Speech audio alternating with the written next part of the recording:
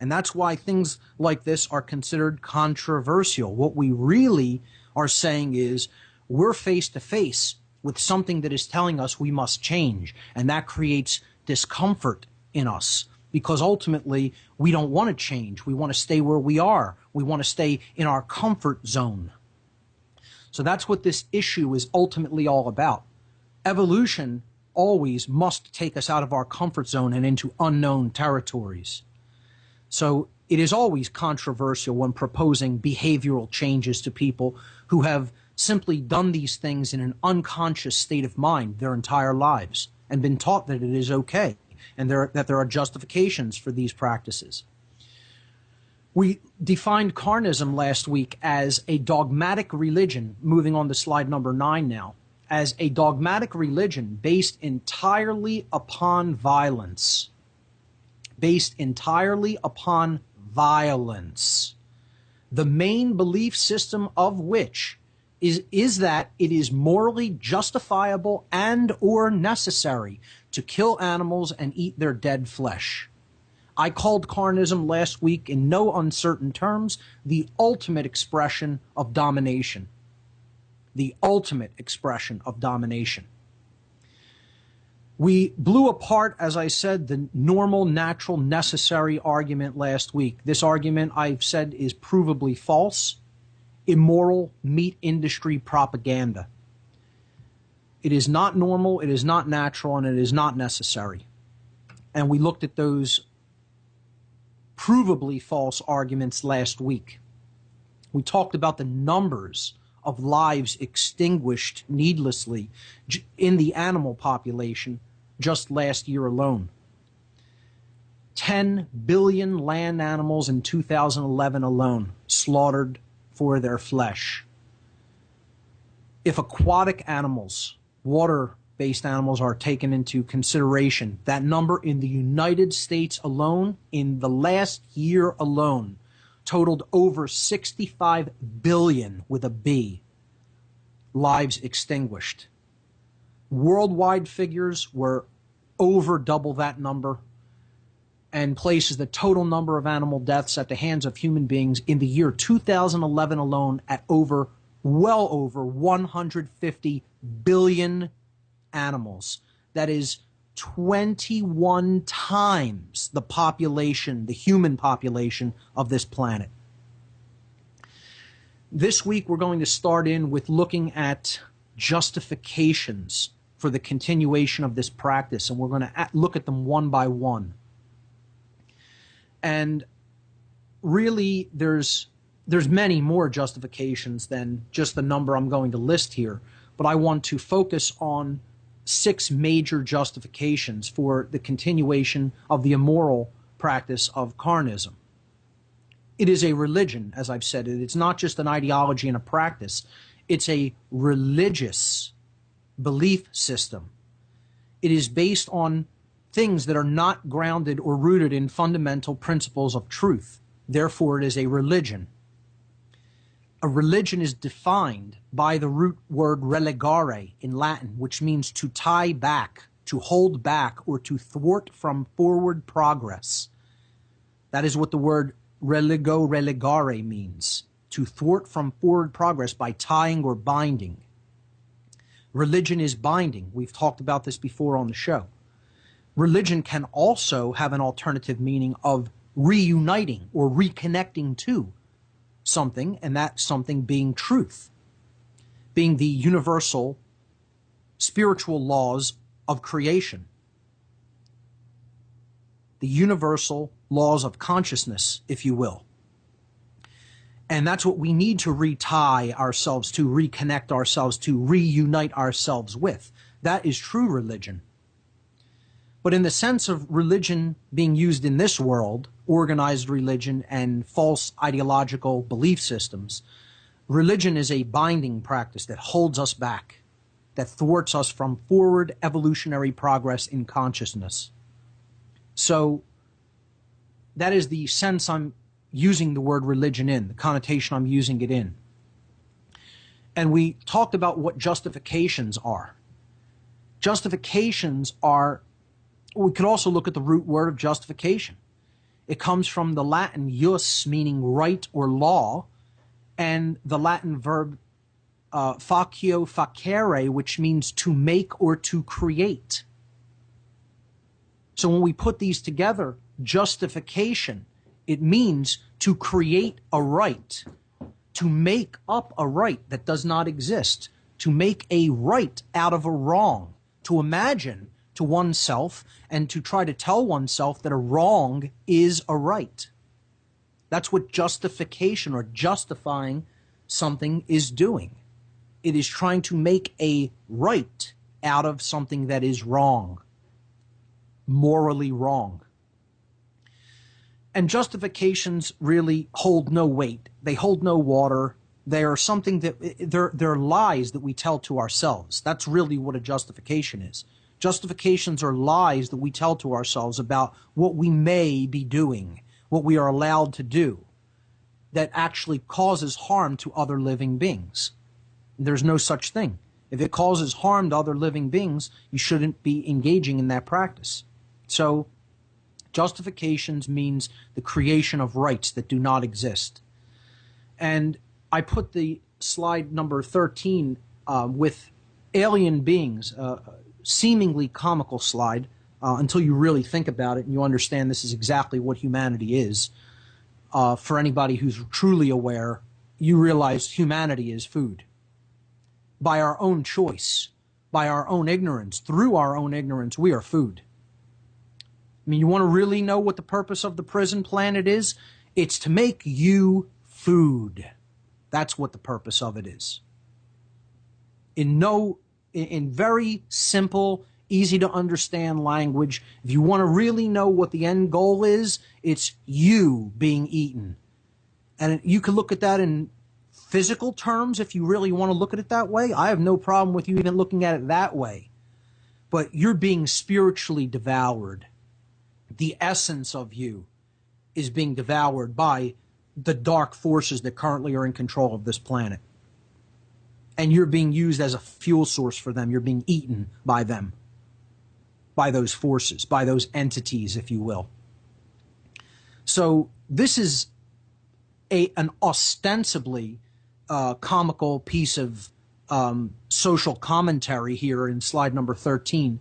But if you want my opinion, it's literally true. It's quite literally the case. And these aliens have a human being on their dinner table with an apple stuffed in his mouth and all trimmings around him like a Thanksgiving dinner, like a turkey on a table during a Thanksgiving dinner. And they're all making individual justifications. The 6 aliens who are seated around the dinner table, around the dead human being, are all making justifications for why they feel that it's okay for them to continue the practice of slaughtering human beings and using them as their food. So we'll cover these one by one, and I'll talk about what these arguments really are. These justifications for carnism, which I list on slide number 15. Slide number 14 is simply the etymological definition of justification. So slide 15 shows these justifications for the practice of carnism. And the first is what I call the apathy and ignorance justification. The we don't really care about them. They're them, we're us. We don't care about what happens to them. We can't care about what happens to them. We have too many other concerns, don't you know? You know, after all, they have nothing to do with us. They're different and separate from us. What happens to them is their own lot in life. We got to worry about what happens to us. The apathy, I don't care about their suffering, and ignorance, if I don't pay attention to it or look at it, it doesn't really affect me. The ignorance justification, I should call it, and start using that inflection when using that word. Ignorance, because that's what it really is it's ignoring the injustice. It's ignoring the suffering. The quote that backs this justification up is, we have our own problems. We don't have time to worry about whether they suffer or not. So that's the apathy and ignorance justification. And if you want to remain apathetic and ignorant, you know what invariably ends up happening. Enslavement. You can't have freedom without care and intelligence. And if you want to ignore things, you don't want to pay attention, you don't want to acknowledge and admit to what's really going on, you're going to end up enslaved. If you don't care, you're going to end up enslaved. If you want to remain apathetic, you're going to end up enslaved. That's how the laws of nature actually do work. The second argument, oh, they kill other animals for food. Why shouldn't we do the same? Well, we see this happening in quote-unquote nature. You know, we see animals being carnivores and killing other animals for their food. Why shouldn't we do the same? Why shouldn't we just act as other beasts of the field? It seems like that's the natural order, right? Well, I call this the fundamentally flawed idea of the quote-unquote natural order justification. This involves an erroneous perception of what nature's laws actually are. And it's based on Darwinian evolutionary theory, Darwinian macrobiological evolutionary theory, which there is no scientific evidence to support. And people will horrifically react to that statement. But go look in the actual fossil record and look at all of the mental gymnastics that is done to prop up this theory of macrobiological Darwinian evolution. Darwin himself didn't believe in this theory with the religious fervor that people of the modern world accepted. He said that there would have to be ample, provable, scientific evidence within the fossil record over many species of transitional species. And you want to know how many of those actually have been found in the fossil record? Exactly a big goose egg. 0. So for the people that just take a look at a practice that an animal happens to be engaging in right now during its evolutionary development, we say that's the way it forever has been, is now, and forever shall be for all time. And actually believe Darwin's theory, this idea of survival of the fittest and survival of the most ruthless, just because we see certain animals engaging in those carnivorous practices today in the modern world, which I've made statements in the past that I do not even necessarily believe that it has always been that way, that animals always were carnivorous in the way that they are today, just because we see them engaged in certain behaviors and practices today. And certainly there is no reason we need to follow an example like that, because we are a higher thought capable being than the animals we're referring to. Just because they're doing it doesn't mean you should follow suit and go and behave like an animal. You're supposedly something a little bit more in consciousness, in evolutionary terms in consciousness, than a base animal. At least we're supposed to be. This idea that man is nothing more than an animal is one of the root ideologies of Satanism. One of the root ideologies of Satanism is man is absolutely indistinct from other animals, completely. And therefore, go ahead and just engage in animal behavior. And if you don't believe me, go look that up. I should know. I was a priest in this religion in my past, so I should know all about it. Better than most people, right? But don't even take my word for it. Go read about it for yourself.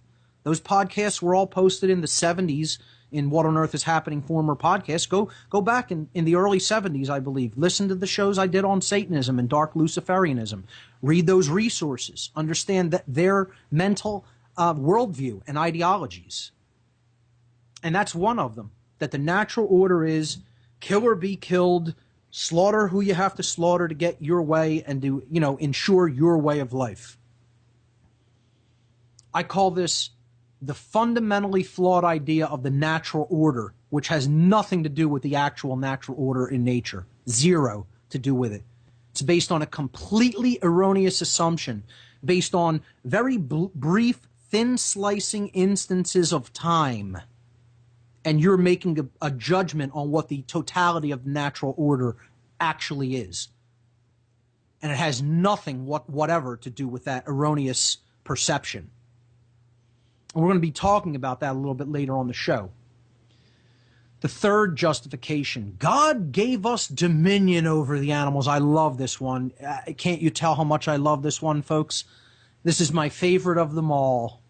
God gave us dominion over all the animals. So that means we can murder them and just use them as we please. Yeah. Yeah, that's God's commandment to us, right? He said, you can go and murder as viciously, violently, and abundantly as you want, as long as you're doing it to animals, not other human beings. Just go and do it to them, because they're completely separate from my creation. You're my favored ones, but them, I don't really care about what you do to them. So just go right ahead. And Christians actually believe this bunk.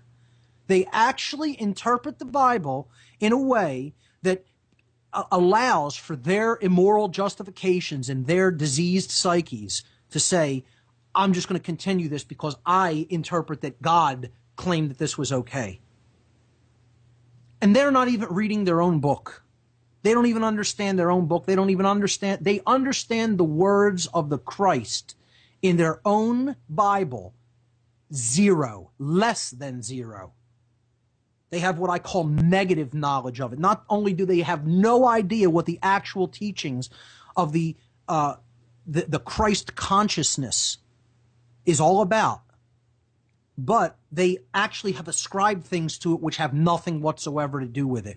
And to get back to a 0 point, to a clean slate, would involve themselves digging themselves out of a hole for a long time. I call that the state of negative knowledge. Not only don't you know anything, you've put a whole lot of erroneous beliefs on top of the 0 point. You know, so you have to dig your way back to zero. Just read the book of Genesis, first of all, if you want to even acknowledge this whole notion of, the Bible says, to engage in this kind of practice or not engage in this kind of practice. I think that's a horrible way of judging what's right and wrong. First of all, is that men wrote it in a book and claimed that it was the inspired word of God, and therefore I'm going to just follow that blindly. You need to know, you need to develop true conscience, which is the definitive knowledge of the objective difference between right and wrong.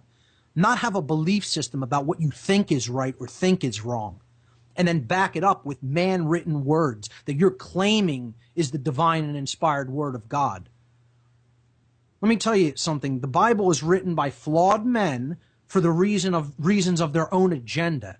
And yes, they're putting some truths in there, absolutely. Because to have a poison pill be taken by anyone, you need to wrap it in a whole lot of good stuff. Otherwise, you'll smell the poison, you'll taste the poison, and you won't want to take it into yourself. That's how that technique of obfuscation works. That's how that technique of worldview poisoning works. To get the poison in, you have to wrap it up in something that is very good.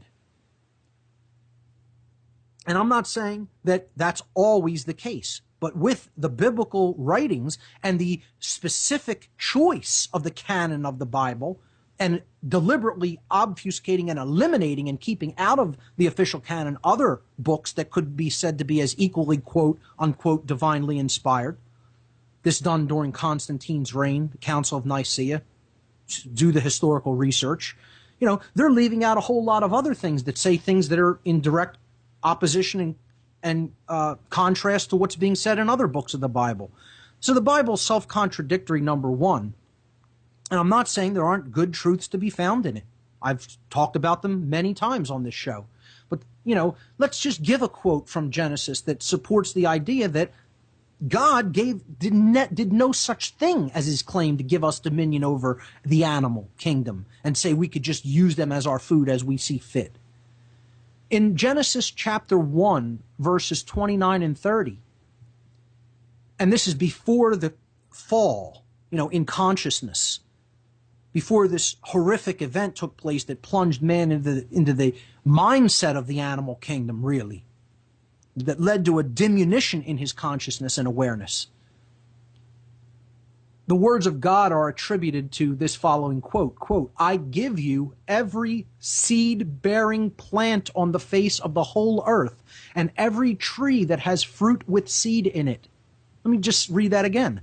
I give you every seed-bearing plant on the face of the whole earth, and every tree that has fruit with seed in it. They will be yours for food. So far, no mention of animals being given to people for food. And to all the beasts of the earth, and birds of the air, and all the creatures that move on the ground, in other words, everything that has the breath of life in it, I give every green plant for food. I'll read that again. To all the beasts of the earth and birds of the air and creatures that move on the ground, everything that has the breath of life in it, I give every green plant for food. No mention of other animals, even to the other animals. No mention of humans eating other animals, or even animals eating other animals for that matter. Zero mention of those practices.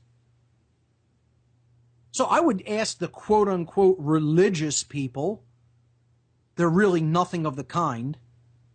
They're the false religious people. That's why I call this the false religion justification, who don't consider suffering as the main guiding point to bring you to the truth of what actions you should or should not take. If it's generating suffering, you shouldn't be doing it. And I have no problem with the terms you should or you should not. That's part of the New Age bunk agenda, to tell you should never point a finger at anyone else and say you're engaging in something that you should not be. Because why? Oh, that wounds their little precious ego? So you don't want to say anything about it ever? Nonsense. That's another false religion called the New Age movement. Never ever talk about the negative or threaten someone else's belief system. Oh, because the ego reacts, right? Well, you know what? Maybe that's the whole problem. Maybe people aren't speaking enough about the truth and about what's right. And then other people just think, oh, there's hardly any reaction to this. There's hardly any blowback to this. So I'm just going to continue this practice unabated. No one's really calling me out on it. That's the problem, folks. We don't call each other out on our bullshit. That's the problem. This New Age notion of just letting people do all the harm that they want, never say anything to them, never bring up the negative, never call somebody on the things they should not be doing is nonsense. Nonsense. And anybody teaching that is a false spiritual teacher. So I call this argument the false religion justification, because it's coming from these completely erroneous notions of religion and even what their own books have told them. And yeah, you can find contrary things to the quote I just read you out of Genesis. Fine, you're going to find contradiction in the Bible. Want to know why? It's a man-written book. Again, to justify human agendas. And they put a lot of spiritual truths in it so that people would accept it, but also in doing so accept the other stuff that they were throwing in the mix. And if you don't understand that that's what the Bible is, you're very, very naive. Very naive. Or just trapped in that modality of mind control called religion, which we talked about. And you don't even understand the astro-theological underpinnings of world religions. Go back into the earlier shows and pull up the podcasts on astrotheology to look that up, to understand that. So the next argument, the next justification in favor of carnism. Don't worry, this one was killed humanely. Let's think about that. Just think about these words. Killed humanely. I can't figure this one out. Let's try it again. Killed humanely. Yeah. These are complete antitheses of each other. They're diametric opposites. Treating someone humanely does not involve killing them. So these are polar opposite words, and yet you're using them back to back in the same sentence, trying to get them to mean the same thing. I call this, it's not what I call it, it's Orwellian doublespeak. So this is the 1984 doublespeak justification. You could put two diametrically opposing words together and then in your cognitive dissonance attempt to get them to mean the same thing. Killed humanely. Right. Keep believing that, folks. Keep believing that. Because killing is a humane practice. It can be done in a humane way, right? You're taking someone else's life without their consent, but you could do it in a humane way. Keep believing that. Keep lying to yourself, in other words. The next justification is I call this the separation worldview justification. The idea that we're all separate and opposite, and opposing in nature, and, there are beings that think like us, so, then we should treat them like we are, like we want to be treated. But anything that's not like us, this is alien or foreign to us. Well, we should treat that with disregard, or that gives us the permission to treat it with disregard. Not necessarily that we should, but if you happen to start treating it with disregard, well, that's okay, because they're not like us. They're not the same as us. The phrase here is, they're not conscious or aware like us, so it's okay to kill them for food. And then people will bring the opposite of this argument in as actually, I've heard this brought up as a justification for continuing to eat meat, saying, well, you eat plants. Plants are a form of life, and we're going to directly address this today. This notion of, well, since plants are a form of life, it's equally as wrong to consume them and make them a part of your diet. And people will actually use that justification and say, well, hey, if you're going to eat plants and it's wrong to eat them, why not just go right ahead and eat animals anyway? And there's no real difference. Well, there is a difference. There is a difference. And if you understand the laws of assimilation, if you really understand the natural laws, the true natural order that does exist here, you would understand, yes, we can, at this point in our evolutionary development, consume plants for our sustenance.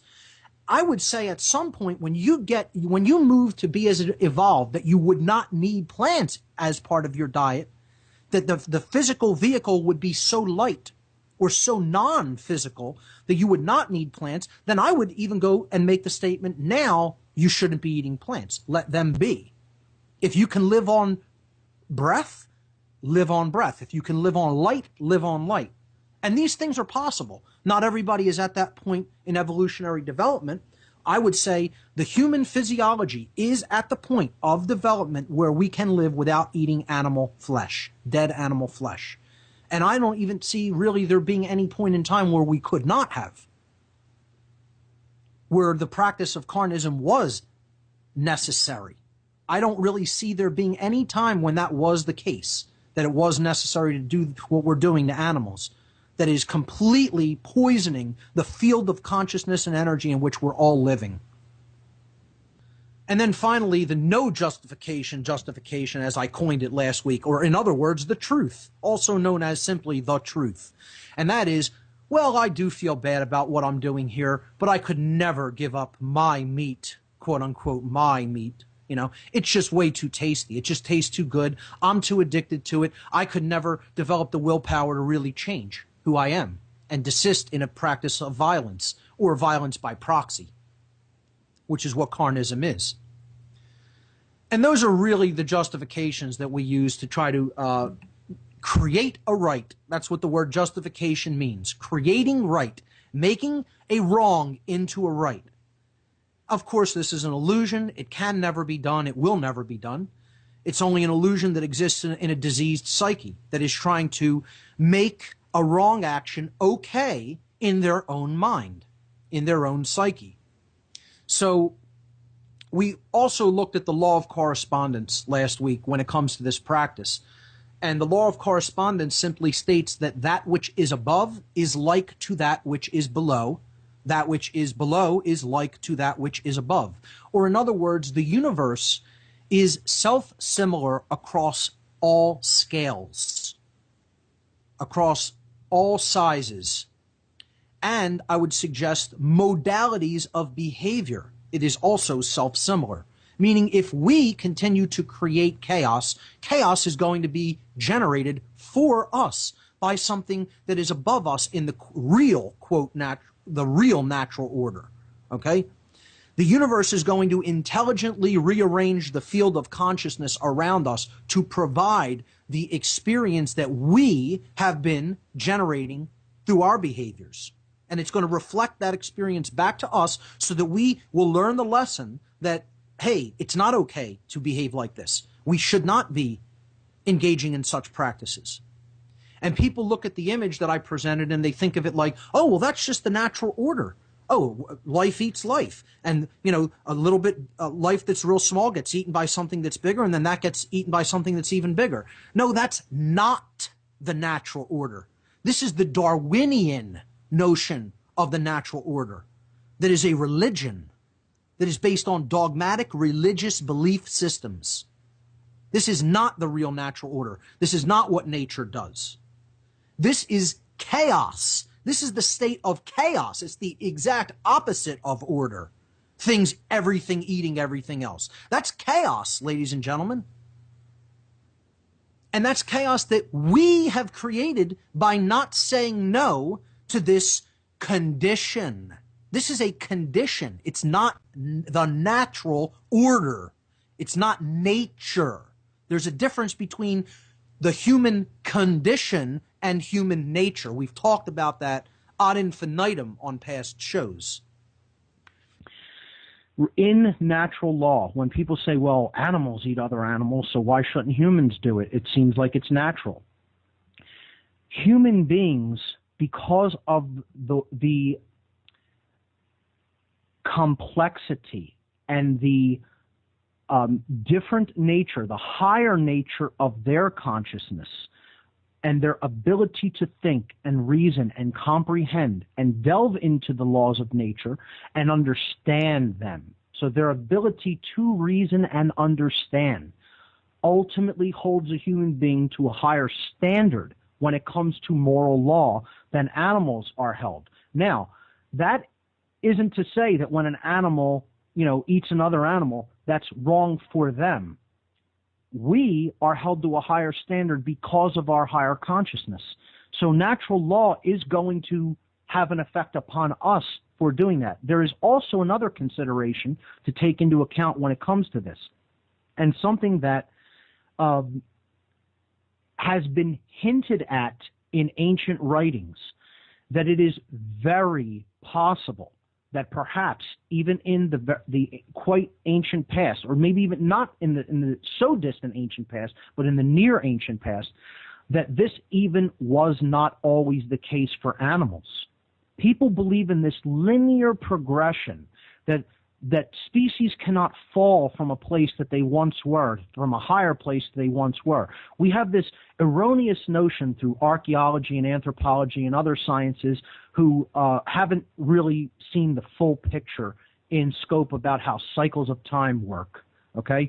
And people think we're moving in a linear progression from less advanced to more advanced, and nothing could be further from the truth. We have seen higher places of our civilization, we have seen lower, and time moves in cyclical progressions that are not, we're not bound to those cycles, but they are tendencies, and our choices will ultimately determine what we experience as a result of those tendencies and how we react to those ebbs and flows in time, of those cycles of time. There is a high degree of probability and a lot of evidence through some ancient records that animals were not even always at the base level of consciousness that they were at, and perhaps did not engage in the types of practices that they engage in what we call the natural kingdom, at some past moment in time. So animals may not even have always been like this. We're looking at their current condition and just accepting the notion just because we see it like this, and for as long as we've been paying attention or keeping records in the modern world, believe it has always been like this, and therefore that is how it always should be. Again, this directly relates with worldview. What you believe we are or are capable of becoming. And I talked about one of the defenses for carnism, or justifications for it, as the we are argument. And you'll hear people saying this all the time. We are hunter-gatherers. That's what human beings are. No, that's a condition that human beings were experiencing, and actually really even aren't experiencing that except in isolated pockets of the world today. We are not anything. We can be what we want to create ourselves into. Other than the makers of right and wrong, we can basically be anything we want. That's not, man cannot ever make that. But man can evolve and not be bound to certain practices or ways of being in the world that he may have once bound himself into, or environmental conditions may have temporarily bound him to engage in. We are not anything. That's the whole thing to keep in mind here. That's the worldview. If you're stuck in the worldview that the current condition is eternal, you might as well hang up your hat now and walk out and give up. And why bother saying a word, talking to anybody, trying to affect any change? Accept your situation, because right now you're a prisoner. So could we say human beings are prisoners and that's just eternal and you must accept that and be like that forever? No, it's ridiculous. It's nonsense. You have a choice. Choice is what's keeping us in the prison of our own design, of our own making. We can choose something different if enough of us want it. The same is true when it comes to what we call nature. What most people are calling human nature has nothing whatsoever to do with what the real essence of humanity is.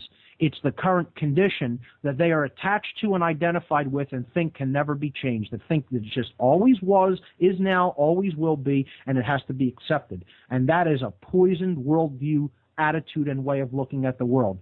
So I don't even look at it as animals have always been like this. I think animals were once at a higher level of consciousness and didn't do this to each other. How about that?